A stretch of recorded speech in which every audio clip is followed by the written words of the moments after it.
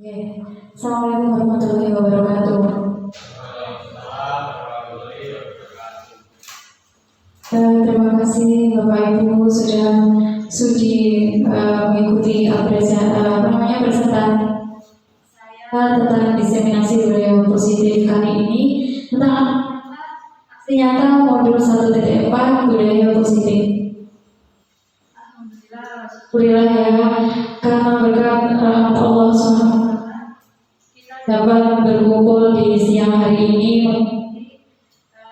aksi nyata modul 1.4 saya diseminasi beliau. Salam serta salam tak lupa kami haturkan kepada Nabi Muhammad SAW.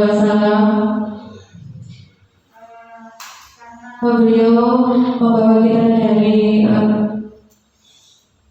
dari zaman yang gelap gulita menjadi terang benderang. Nah, kita langsung lagi Bapak Ibu ya. Ini mic-nya sebenarnya agak ini mungkin. Langsung kita ke disiplin positifnya. Di sini ada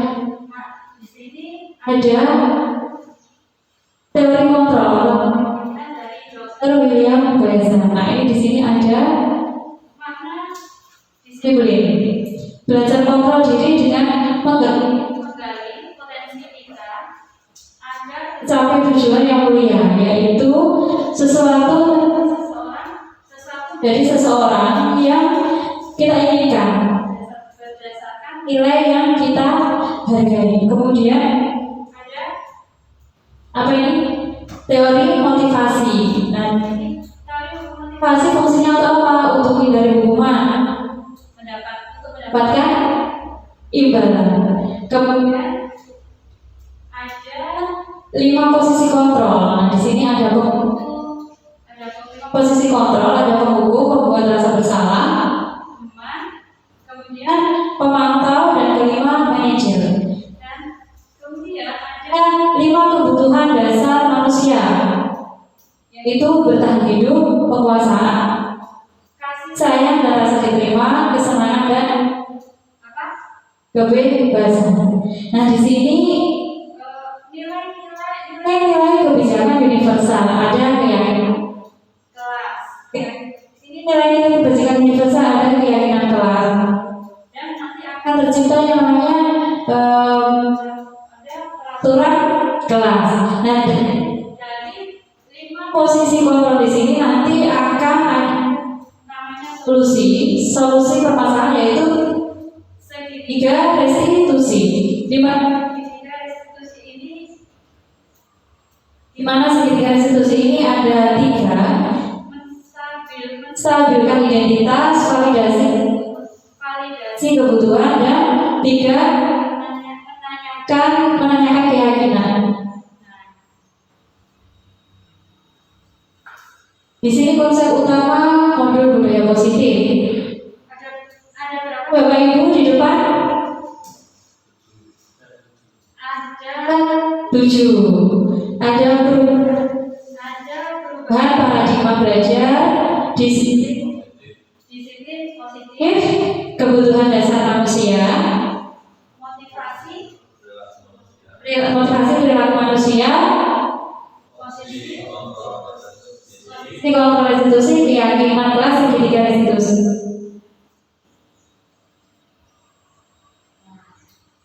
Di sini ada pembelajaran sebagai paradigma baru.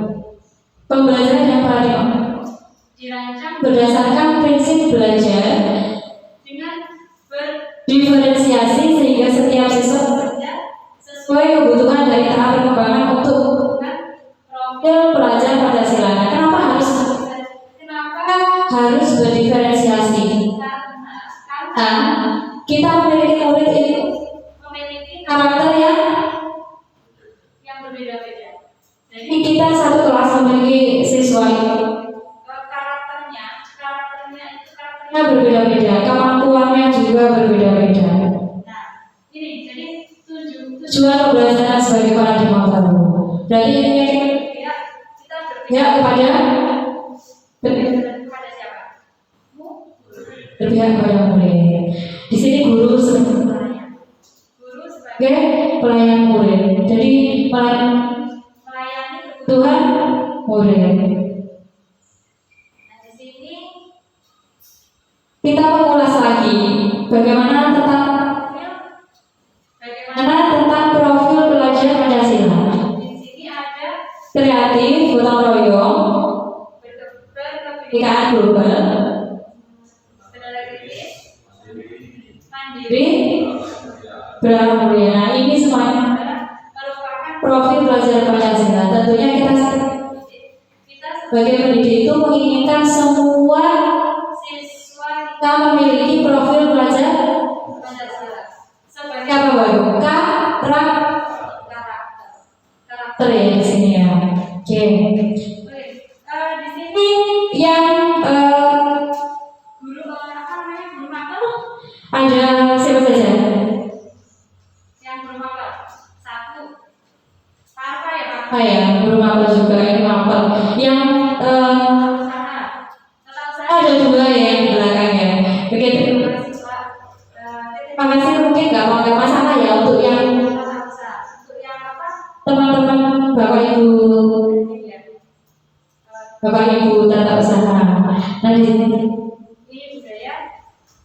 Ini budaya. positif bapak ibu.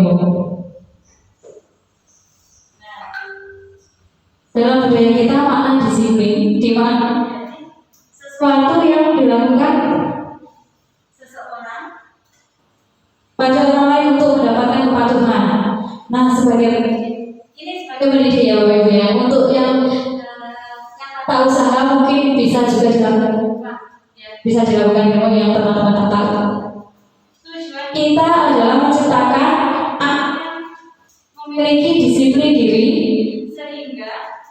sehingga mereka bisa dengan apa? Dengan mengacu pada nilai-nilai kebajikan universal. disiplin positif, Disiplin positif merupakan salah satu cara menerapkan disiplin yang bertujuan untuk menumbuhkan kesadaran serta pemberdayaan untuk menumbuhkan sesuatu. tanpa ancaman. Nah, ini loh. Itu yang dinamakan budaya positif itu ya. Kemudian, nah, Kita sebagai manusia hidup tentunya memiliki kebutuhan. ya kan? Kita sebagai Manusia yang sebagai makhluk sosial kita tentunya memiliki kebutuhan hidup. nah di sini Kebutuhan dasar manusia itu apa, Bapak Ibu? di sini apa? Ada bertahan hidup fisiologi, Kemudian kita juga butuh untuk disayang, kemudian ada rasa diterima, penguasaan, kebebasan. kesenangan. Nah, Kita itu ingin juga bebas. Kita juga senang, pengen healing. itu adalah kebutuhan. Nah, dasar manusia. Kalau Uang itu butuh uang. Kita semua butuh uang ya. Kalau masuk kemana? kesenangan, oke. Ini tentunya Bapak ibu itu sudah paham kalau kebutuhan dan ini di sini ada motivasi perilaku manusia ada tiga. ya ada Tiga motivasi perilaku manusia. motivasi Itu apa sih? Dorongan. motivasi ya Bapak Ibu deh. Motivasi itu dorongan. Mendorong kemana? mendorong ke belakang. Mendorong. Yang namanya mendorong itu pasti kan? Apa? Ya. Namanya mendorong itu pasti bukan juga kayaknya mendorong Kalau mendorong ke belakang namanya apa? menarik. Berarti menarik itu Lebih baik mana? Menarik. tergantung Konteksnya ya kan, mendorong apa. Di sini motivasi sebagai mendorong. ada tiga. Tiga motivasi yaitu menghindari tidak nyamanan dan nah mendapatkan imbalan Menghargai apa? nilai ini nilai-nilai ya. Bu ya, menghargai nilai-nilai kebajikan diri sendiri. Nah, di sini Ini saya ada konsep disiplin dengan identitas beragam. siapa Bapak Ibu semua yang pernah gagal? yang pernah gagal? Yang pernah merasa pernah? Saya pernah merasakan gagal. Oke, Pak Yusuf pernah. Yang lain? Mungkin Pernah gagal tes tes apa? CPNS atau tes masuk Di Papua ini pada saat yang lalu ada ya? tentunya. Sebagai manusia kita pernah merasakan gagal. Nah, di sini Di sini saya ada hukuman dan pengat. ada hukuman dan penghargaan. Ya. Nah, di sini Hukuman menyakitkan tidak nyaman, kemudian memaksa murid menimbulkan kesalahan, murid rendah, kemudian jadi rendah diri. Ya, konsep disiplin dengan identitas gagal, Bapak Ibu. Di sini ada hukuman menyakitkan tidak nyaman, murid takut, memaksa dan murid menimbulkan kesalahan serta murid menjadi rendah diri. Ini adalah hasil dari jika kita menghukum dengan cara fisik ataupun membuli secara psikis atau apa psikologisnya. Ya, pernah nggak Bapak menghukum murid tadi? Apa Pak hukumannya? Lari keliling lapangan, Suruh lari keliling lapangan. Yang lain? Oke, membersihkan toilet, membersihkan toilet. Yang lain mungkin ada Pak? Tidak ada.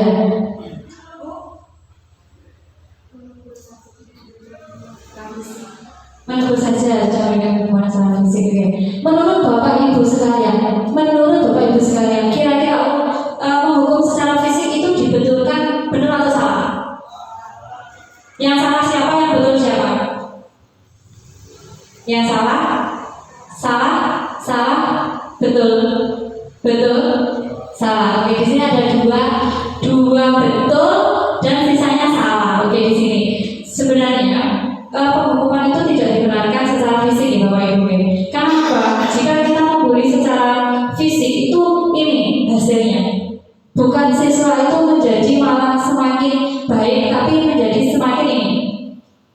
Ya, kita suruh lari keliling lapangan itu kakinya akan sakit, besoknya tidak masuk. Kemudian kita bully dengan psikologisnya itu akan menjadi tidak nyaman, murid takut, ya kan?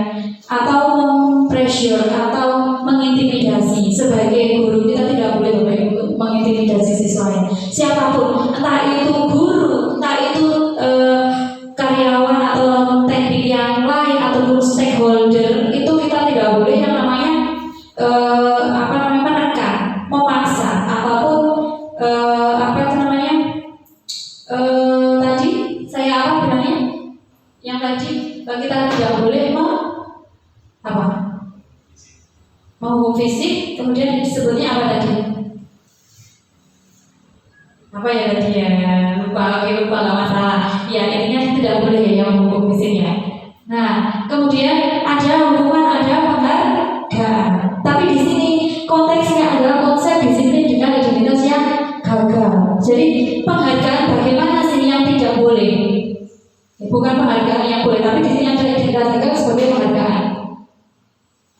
Jadi kalau misalkan penghargaan itu biasanya diberikan pada siswa yang berprestasi dalam bidang akademis dan non akademis. Nah, penghargaan itu macam-macam Bapak Ibu. Tapi ada penghargaan itu yang tidak dibenarkan, ya, atau malah membuat gagal seseorang. Contohnya ini ya, penghargaannya tidak efektif, malah merusak hubungan, mematikan kreativitas, menghukum dengan sistem ranking, merampas hak menghargai dirinya.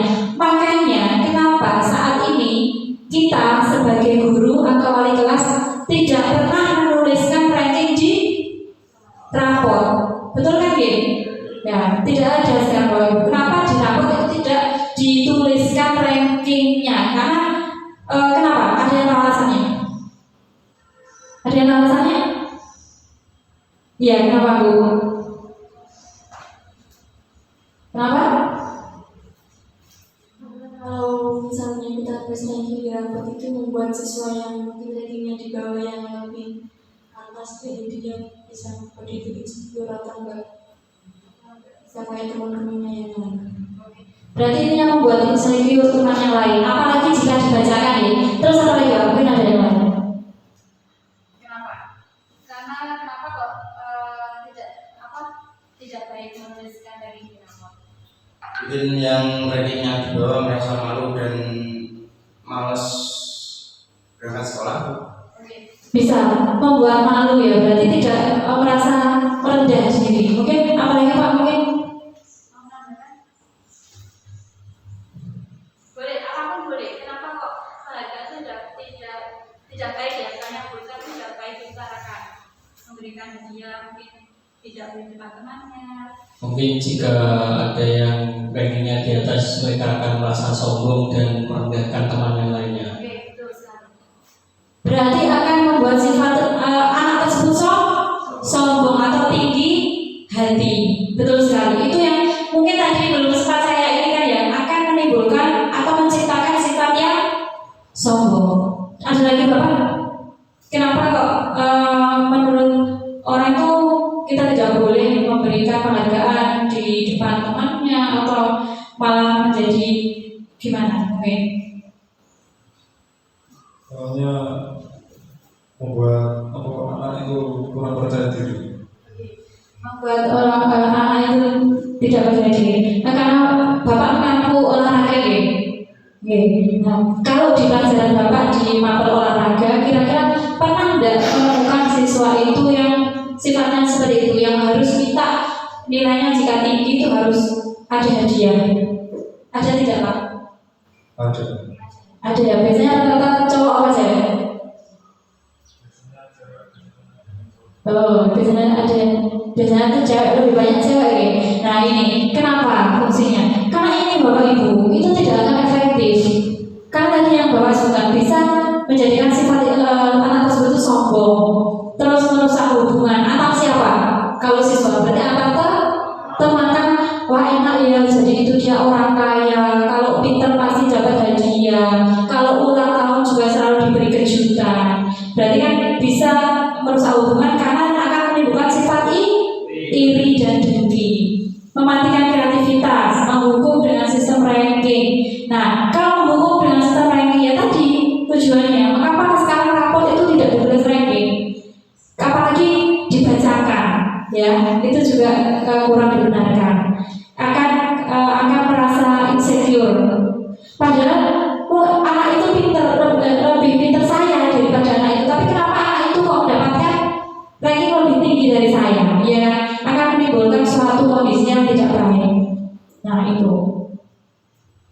Kemudian konsekuensinya itu yang didapatkan, dampaknya. Di sini saya bilang konsekuensi berarti dampaknya yang akan diterima oleh siswa tersebut, yaitu penguatannya itu jangka pendek, perlu monitoring berkelanjutan. Ini jika sudah benar-benar merusak atau mempengaruhi psikologis seseorang siswa. Berarti ini biasanya kasus apa? Pembulian. Jadi kita sebagai guru juga tidak boleh membuli Bapak Ibu. Apapun permasalahannya kita tidak boleh membuli karena akan merusak mental anak tersebut. Kemudian stimulus ada responnya, ada stimulusnya ada responnya. Itu pasti ada stimulus ada respon. Kemudian murid menghormati peraturan, kehilangan waktu untuk memenuhi kesalahan. Nah ini konsekuensi. Sampai sini paham ya Bapak Ibu? Oke, paham. Nah di sini ada konsep disiplin restitusi. Nah di sini ada identitas suksesnya. Nah ini ada murid bertanggung jawab untuk perilakunya, fokus pada pemecahan masalah jangka panjang. Murid menghormati dirinya dan orang lain. Teori kontrol. Kenapa di sini saya bilang konsep disiplin dengan identitas sukses? Nah, ini jika kita ingin murid kita sukses, berhasil ke depannya, maka kita terapkan ini Bapak Ibu. Ya, pola konsep disiplin restitusi dengan keyakinan kelas. Fungsinya keyakinan atau peraturan kelas ini, ya, agar murid ini 1, 2, 3, 4 mungkin bisa mendapatkan yang lain Bapak Ibu. Ya, jadi murid bertanggung jawab untuk perilakunya. Kenapa? Kalau kita membuat nanti ada keyakinan kelas. Keyakinan kelas siapa yang membuat? Murid. Ya, jadi murid-murid sendiri. Murid-murid itu akan menuliskan keyakinan kelasnya dan nanti akan dibertanggung jawabkan.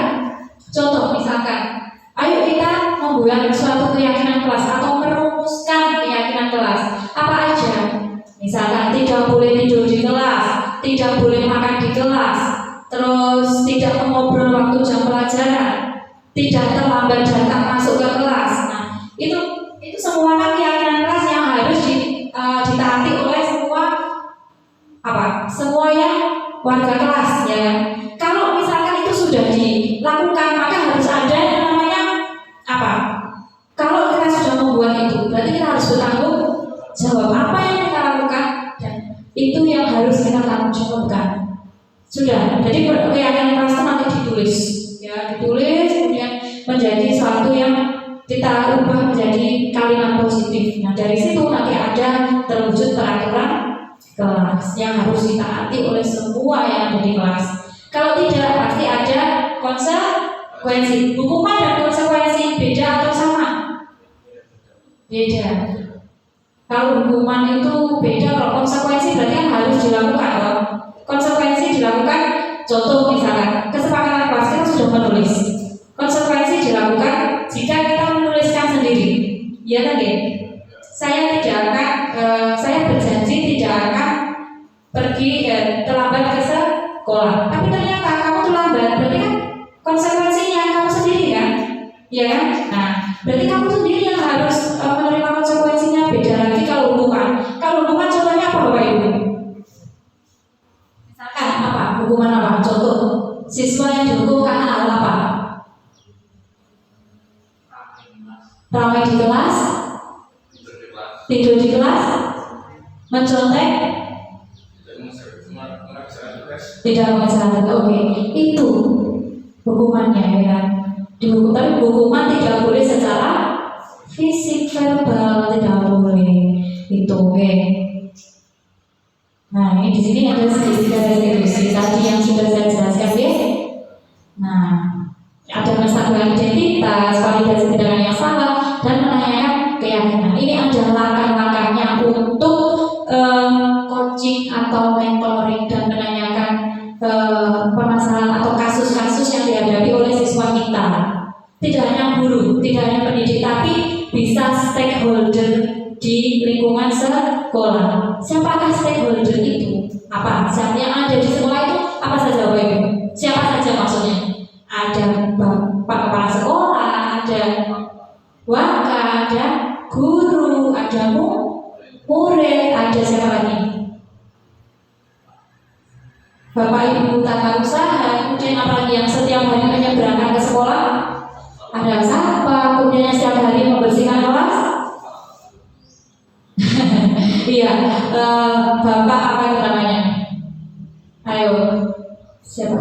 Iya, Pak Pun, kalau misalnya Pak Pun. Kemudian penjaga malam atau ibu kantin. Nah, itu semua stakeholder yang terkait dengan sekolah. Kenapa seperti itu? Karena beliau-beliau itu adalah yang bisa memfasilitasi kita, ya kan? Bisa memfasilitasi kita untuk memperlancar kegiatan pembelajaran. Kenapa saya bilang memfasilitasi kita? Karena kadang seperti Bu Emma misalkan ya, Bu Emma memegang kunci lab, berarti kan kita membutuhkan Bu Emma. Misalkan saya membutuhkan bola, berarti saya membutuhkan Pak Fajar misalkan sebagai guru olahraga, atau kita membutuhkan sound system, terus lab komputer, berarti kita membutuhkan Mas Anto. Begitu gitu ya Bu.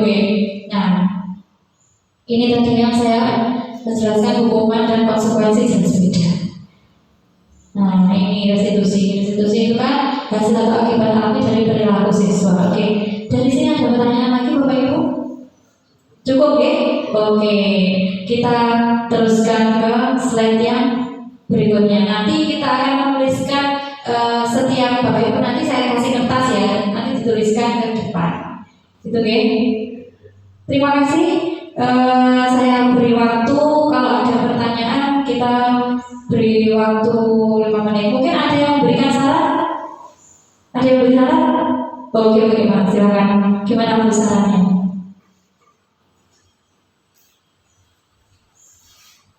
Pesan dari Bu Putri itu sudah benar, dan hal itu bisa diterapkan kepada murid-murid atau sekolah yang lain. Sudah itu saja. Oke, terima kasih Bu atas sarannya. Ini tidak hanya untuk saya, tapi mungkin untuk Bapak Ibu guru yang lain juga. Oke, silakan saya beri waktu 2 menit untuk Bapak Ibu saling berpikir kira-kira keyakinan apa yang akan diutarakan nanti. Oke, silakan Bapak Ibu. Waktu saya beri kepanjangan semua.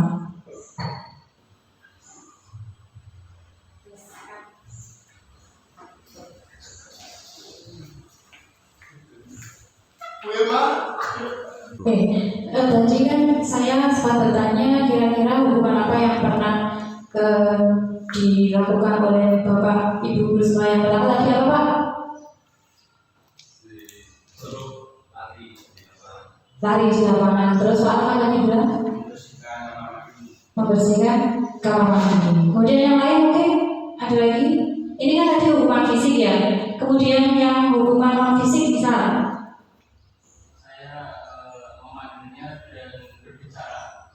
manggilnya dan berbicara. Itu berarti apa namanya, solusi ya, solusinya. Kalau misalkan Bu Ima kira-kira pernah nggak, meskipun kita kan ini ada staf tata usaha ya, tapi kan pernah kita menjumpai siswa di sekolah kita itu nakal itu, apakah pernah menegur? Pernah dalam hal apapun.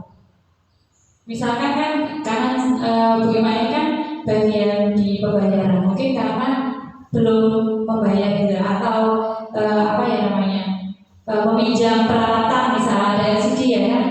Nah itu, oke. Jadi di sini ada konsep disiplin dengan identitas gagah. Tadi yang disebutkan ada beberapa, yaitu ada lari, ada membersihkan toilet, kemudian ada yang membuli ya biasanya. Oh kamu itu bocah kurang ajar atau bocah gimana? Kan kamu orangnya nggak tahu malu. Itu kan juga salah satu hukumannya apa di sini? Ada yang menyakitkan, terus hukumannya terus apa lagi? Tidak nyaman. Nah, kemudian murid takut, memaksa, murid menyembunyikan kesalahan, murid menjadi rebellion. Ini merupakan hasilnya. Kalau kita menerapkan hukuman secara fisik, maka yang akan didapat oleh murid itu ini Bapak Ibu. Ini. Kalau kita memberikan hukuman fisik, maka murid itu tidak menjadi cedera, tapi fisiknya akan sakit, kemudian menjadi tidak nyaman. Yang tadi yang dibully kan malah menjadi takut. Karena apa? Kebanyakan guru itu menyalahkan siswa itu langsung di kelas, terdengar oleh teman yang lainnya. Nah itu menjadi murid takut, kemudian murid menyembunyikan kesalahan, murid menjadi rebellion. Ini semua itu tidak menyelesaikan, tapi akan menambah masalah yang baru. Betul tidak? Coba Bapak Ibu sekalian pikir. Benar kan yang saya bicarakan? Akan menambah masalah yang baru, bukan menjadi murid itu lebih baik, tapi akan menambah menjadi siswa yang tidak percaya diri. Betul kan ya? Nah, kan misal kita itu mengajar mapel ini, tapi karena kita sudah menyalahkan, maka besoknya itu biasanya siswa tersebut tidak akan masuk, ya kan? Karena merasa takut. Nah, ini identitas gagah. Kemudian tadi ada hukuman, maka ada penghargaan. Nah, biasanya tadi penghargaan itu untuk siswa yang bagaimana? Berprestasi. Ya, betul sekali. Penghargaan adalah untuk siswa yang menurut kita berprestasi. Tapi kalau menurut saya, penghargaan itu tidak hanya untuk siswa yang berprestasi dalam hal akademik, tapi apapun yang menurut kita itu membuat dirinya menjadi semakin baik, maka itu sudah menjadi suatu prestasi. Nah, di sini. Nah, tapi di sini yang saya ulas adalah tentang identitas gagahnya. Ya, ada tidak efektif, merusak hubungan atau sifat diri, mematikan kreativitas, menghukum dengan sistem ranking, merampas hak menghargai dirinya. Nah, ini yang disebut dengan identitas gagah. Kenapa di sini penghargaan? Kan kita terkadang ada orang tua itu kan memberikan anak jika ranking 1 maka diberi hadiah, ya kan? Terus kalau di sekolah anak juara ini diberi hadiah di depan kelas, menurut dia itu bangga, ya kan? Menurut dia bangga. Tapi untuk teman yang lain Belum tentu ya kan? Tapi akan menumbuhkan rasa apa? Iri. Terus kemudian apa? Benci, kecemburuan sosial ya. Nah, kira-kira kalau sudah tahu ini, memberikan penghargaan itu terus secara terus-menerus itu baik apa kurang baik? Kurang baik. Kenapa? Bagi saya, memberikan penghargaan secara terus-menerus itu akan malah merusak mental. Kenapa? Karena kita tidak tahu kondisi yang namanya orang tuanya seperti apa, ya kan? Tidak secara terus-menerus, tapi penghargaan itu tidak hanya diberikan berupa barang, hal-hal kecil, misalkan kejutan. Kejutan pun itu tidak harus dengan barang, tapi sepucuk surat, puisi, misalkan apa lagi? Nilai, betul? Nilai. Misalkan kamu besok kamu belajar, kemarin karena kamu revisi. Nah, terus ternyata besoknya nilainya menjadi 85. Berarti kan dia berhasil, ya kan? Itu kita pantas memberikan penghargaan. Terima kasih ya, kamu sudah belajar dengan tekun, maka hari ini kamu nilainya 85. Itu juga satu penghargaan. Nah, next. Konsekuensi. Nah, konsekuensinya penguatan jangka pendek perlu monitoring berkelanjutan. Ada stimulus respon, murid menghormati peraturan, kehilangan waktu untuk merenungi kesalahan. Karena sebagian besar kalau orang salah, siswa kita salah, dia akan lebih menjadi pendiam, betul? Kalau dibully akan menjadi pendiam. Dari pendiam terus dia sering tidak masuk, karena dia malu. Siswa yang malu itu emosionalnya tidak terkontrol. Itu adalah tugas kita sebagai pendidik Bapak Ibu. Nah, di sini ada konsep disiplin dan restitusi. Murid bertanggung jawab untuk perilakunya, fokus pada pemecahan masalah. Ya, murid menghormati dirinya dan orang lain. Ada teori kontrol, dirinya kemudian murid menjadi bersemangat. Nah, di sini tujuannya. Nah, di sini ada yang namanya segitiga restitusi. Segitiga restitusi adalah suatu proses yang dijalankan guru dan orang tua agar dapat menghasilkan murid yang mandiri dan bertanggung jawab. Sini ya. Segitiga restitusi itu adalah suatu model atau proses dialog yang dijalankan guru dengan orang tua atau bisa juga guru dengan murid atau bisa disebut coaching atau dialog face to face ya, agar dapat menghasilkan murid yang mandiri dan bertanggung jawab. Bisa kita berkolaborasi dengan orang tua. Nah, ini adalah contoh segitiga. Ini ada penstabilan identitas, validasi tindakan yang salah, menanyakan keyakinan. Nah, di sini, kalau di sini ada contohnya ini, kamu tentunya punya alasan mengapa kamu melakukan itu. Kemudian, adakah cara yang efektif untuk mendapatkan apa yang kamu butuhkan? Lalu, setiap orang pasti pernah melakukan kesalahan. Nah, keyakinan keras apa yang telah kita sepakati? Kamu ingin menjadi orang seperti apa? Kamu bukan satu-satunya yang pernah melakukan ini. Jadi secara tidak langsung kita itu kita adalah coaching, pertanyaan, mengajukan pertanyaan, bukan mengintimidasi. Beda Bapak Ibu. Intimidasi itu kamu itu anak yang seperti ini, kamu tidak pantas di pelajaran saya, keluar. Biasanya kan begitu. Kamu sudah terlambat. Jam berapa? Jam berapa ini? Kan gitu. Rata-rata itu tidak boleh.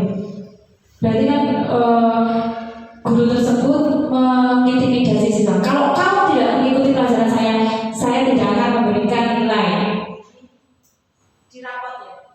Saya tidak akan menuliskan nilai rapot kamu. Itu jelas tidak boleh. Nah, di sini tadi ya hukuman tadi ya. Hukuman dalam pendidikan tindakan yang diambil oleh guru atau pihak sekolah sebagai respon terhadap perilaku siswa yang melanggar aturan atau norma yang telah ditetapkan. kan ya. Nah, tujuan utama hukuman adalah untuk menghentikan perilaku yang tidak diinginkan melalui tindakan yang mungkin tidak menyenangkan bagi siswa. Betul. Yang namanya hukuman itu tidak ada yang enak. Betul kan ya? Yang namanya hukuman itu tidak ada yang enak. Karena saya merasa menghukum siswa. Tapi dengan memberikan pelajaran tambahan. Misalkan dia Pertanyaan dia di mapel kesenian, dia tidak mengumpulkan tugas, atau dia tidak tidak mengumpulkan tugas, kemudian saya suruh mengulangi gambar itu sebanyak 3 kali. tapi di rumah Hukuman tersebut kan ada fungsinya. Oh, ternyata setelah saya beri hukuman menggambar kembali, ternyata besoknya itu dia tadi gambarnya lebih bagus dari yang kemarin. Nah, di situ kita ambil sisi positif. Nah, ini tadi kan konsekuensi sudah, restitusi sudah. Nah, ini 5 posisi kontrol. Nah, di sini ada 5 posisi kontrol. Ada penghukum, pembuat orang merasa bersalah, teman, pemantau, dan manajer. Nah, di sini tuh tipe-tipenya, tipe-tipe Bapak Ibu guru semua itu caranya memberi hukuman itu bagaimana? Ya, kalau penghukum, seorang penghukum bisa menggunakan hukuman fisik maupun verbal. Nah, ini tadi ya, Pak Arfa, ini kan termasuk penghukum ya Pak Arfa ya tadi ya. Karena Bapak menyuruh murid jenengan itu membersihkan toilet. ya kan? Jadi misalkan Pak Fajar juga tipe seorang penghukum karena disuruh lari keliling lapangan. Kemudian Membuat orang merasa bersalah. Biasanya guru akan bersuara lebih lembut. contohnya Misalkan gini, Mbak Farah, kenapa Mbak Farah? kenapa Mbak Farah kok tidak mengikuti kegiatan pramuka? Nah, itu bisa. Jadi kan suaranya lembut. Kenapa?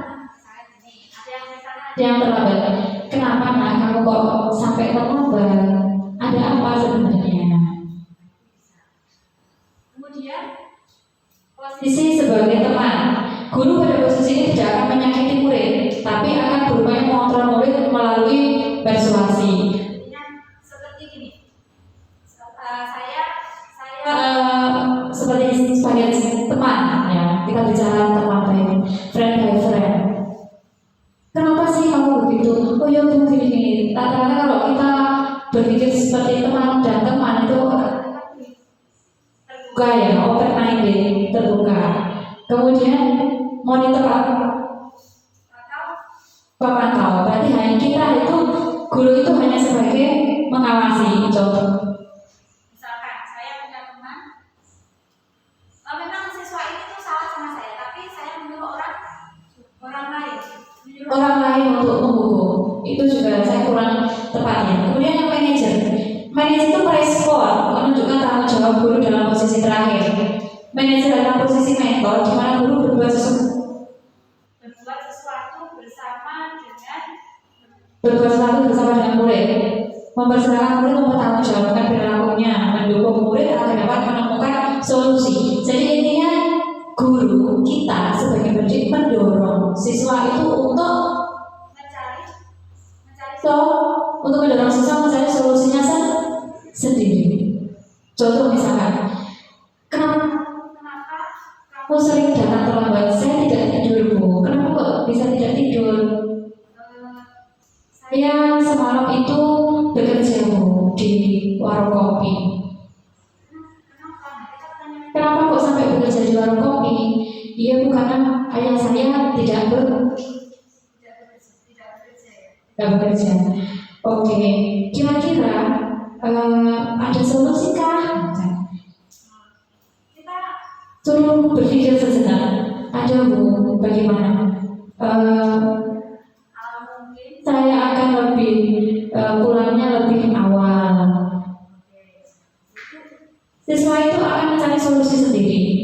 Paham ya Bapak Ibu sampai sini ya? Di sini ya. Di sini apa saya perlu bacakan nggak usah deh. Ini tadi kan sudah ini ya. Kalau penghukum itu menghadik menunjuk-nunjuk menyakiti ini. Pernah ini? Siapa yang pernah seperti ini Bapak Ibu? Gak apa-apa, ada apa-apa. Yang mana? Ini angkat tangan. Pernah kan? Pernah. Siapa lagi yang Posisinya sebagai penghukum? Pak Alfa jelas tadi ya. Kemudian yang buat orang merasa salah berceramah menunjukkan kekecewaan dalam benar-benar kecewa dengan apa yang kamu lakukan saya sudah sampai untuk memberitahu kamu berkali-kali. Siapa yang pernah seperti ini? Mungkin ya, ya karena kan di tata usaha lebih sering siswa terlambat mengembalikan apa namanya media. Kemudian teman membuatkan alasan-alasan untuk murid-muridnya. Ini juga apa ya, membuatkan alasan. Nanti kamu saya semalam itu begadang gini main game. alasannya gimana ya? Membuat alasan untuk murid-muridnya. Jadi bukan Yang memberi solusi tapi si gurunya, kan gurunya menjadi temannya. Oh nanti berarti kamu gini aja. Oh kamu bilang aja semua nggak usah gini. Itu sebagai teman. Kemudian memantau itu menghitung dan mengukur. Nah kemudian manajer mengajukan pertanyaan. ini kalau yang Proses total dirinya manajer itu mengajukan pertanyaan itu sudah jadi kayak ya curhat. Nah ini curhat. Saya butuh kenapa saya kok terlambat. Saya boleh curhat ya Bu. Oh Bu. Next ya. Di sini sudah ya. Sudah. Oke. ada ini keyakinan karena ini Kita masuk ke keyakinan kelas. Nah, Bapak Ibu sekalian, ini kita tentunya langsung saja keyakinan kelas.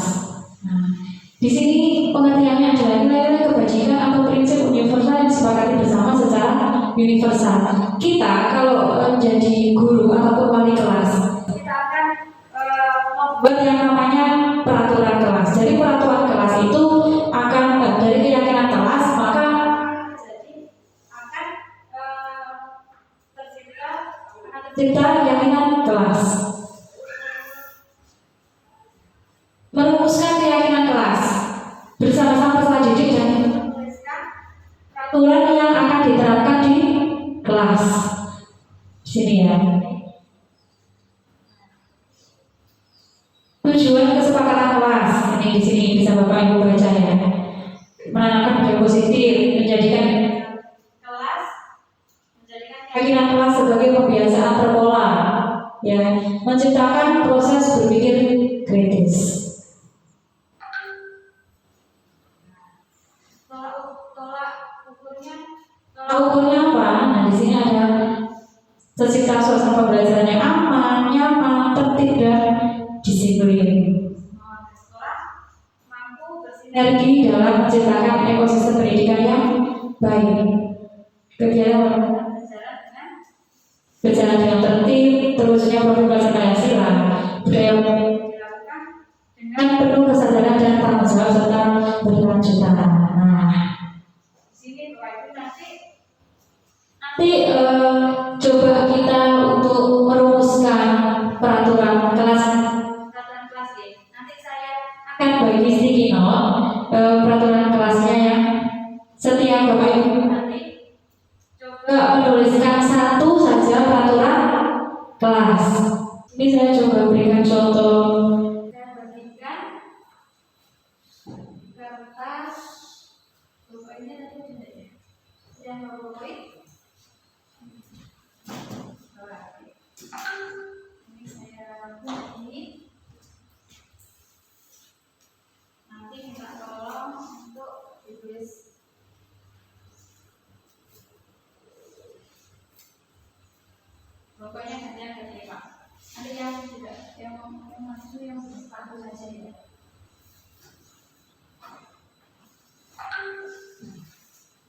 Silakan dalam waktu 2 menit untuk menuliskan atau 3 menit untuk menuliskan contoh keyakinan kelas atau peraturan kelas. Keyakinan kelas dulu ya.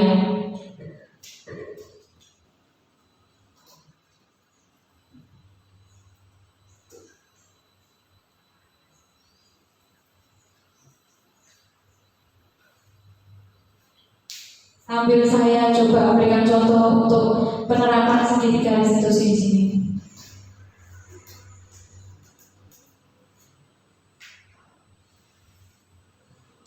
Nah,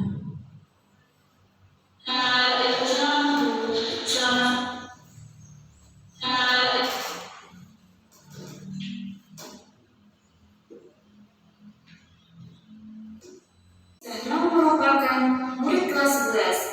Pada saat tes summatif, terlihat Zahra sedang mencontek lembar jawaban temannya, sehingga temannya menjadi marah.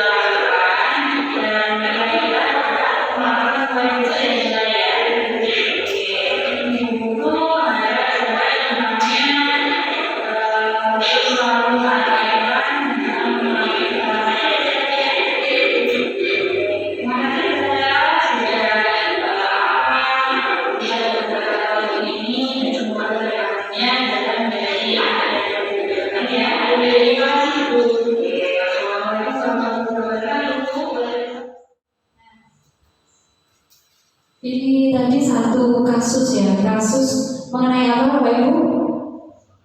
Mencontek ya, mencontek itu benar apa salah? Jelas salah ya. Nah, tadi saya sempat menyuruh Bapak Ibu semua untuk menulis kalimat-kalimat apa? Keyakinan kelas nih. Nah, kira-kira Bapak Ibu semua ini isinya keyakinan kelasnya itu apa saja? Misalkan di sini ada makan saat pembelajaran, tidak boleh bermain HP saat jam pelajaran. Kemudian harus memakai seragam sesuai dengan hari dan ketentuan sekolah. Dilarang berbicara di kelas.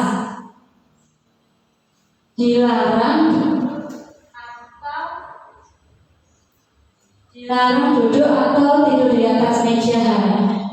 Dilarang buang pakaian ke dalam kelas. Nah, ini semua adalah keyakinan kelas. Nah, keyakinan kelas ini nanti akan diubah menjadi kalimat yang positif. Contohnya, tidur di dalam kelas. Itu berarti disiplin Atau tidak? Tidak, berarti kalau tidur di dalam kelas itu kita ubah menjadi kalimat positif, berarti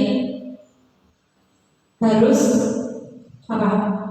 mematuhi Kalau tidak tidak boleh makan atau tidak membuang sampah, itu berarti jangan membuang sama di kelas misalkan. jangan membuang sampah di kelas. Berarti itu masuknya ke apa? Kelas yang Berarti membuang sampah ke tempatnya. Kemudian apalagi menggunakan seragam, tidak menggunakan seragam yang tidak sesuai. itu juga salah satu disiplin. Ya, berarti kita harus menggunakan seragam yang sesuai. Kemudian Tidak makan di kelas, berarti makan makan ini makan di luar kelas. Nah, ini. oke Bapak Ibu, Ibu semuanya, dari semuanya sampai sekarang kira-kira ada pertanyaan kah? kasih waktu dulu. Saya kasih waktu satu pertanyaan, dua pertanyaan ya, karena ini waktunya cukup. Mungkin ada yang mau bertanya Bapak Ibu? Bu? Oke, siap.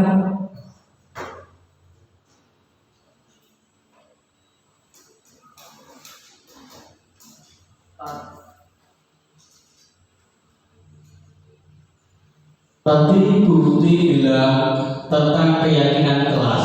Bagaimana jika kelas tersebut kelas yang benar-benar siswanya susah atau tidak diatur? Satu lagi, mungkin Satu lagi. Oke, bentar.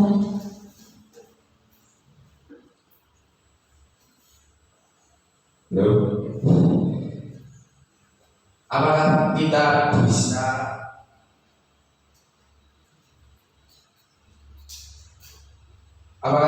bisa kolaborasi dengan orang tua? Bagaimana caranya? terima kasih. Pertanyaan Yang pertama tadi Pertanyaan yang pertama tadi, bagaimana jika kita memiliki murid yang benar-benar murid yang benar-benar tidak bisa diatur, gitu? Iya Pak, ya, betul. Nah, jadi gini Bapak Ibu, kalau kita memiliki murid yang benar-benar tidak bisa diatur, kita panggil satu persatu. Kita adakan coaching, kita adakan mentor. kita tanyakan Alasannya, kita tanyakan alasannya, kemudian kamu lakukan, kemudian lakukan observasi terhadap murid-murid tersebut. memang langkahnya Memang panjang, tapi observasi itu perlu. Jika memang benar-benar siswa tersebut itu sudah keterlaluan, nah observasi itu bisa dilakukan.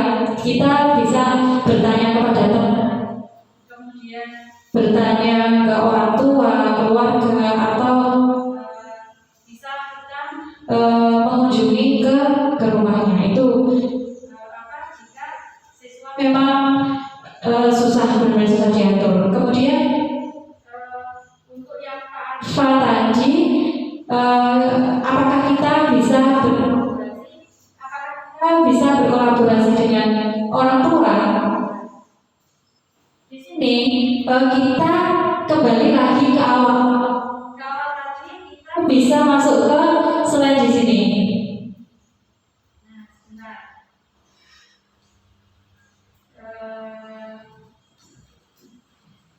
sini Ya, kita kembali lagi.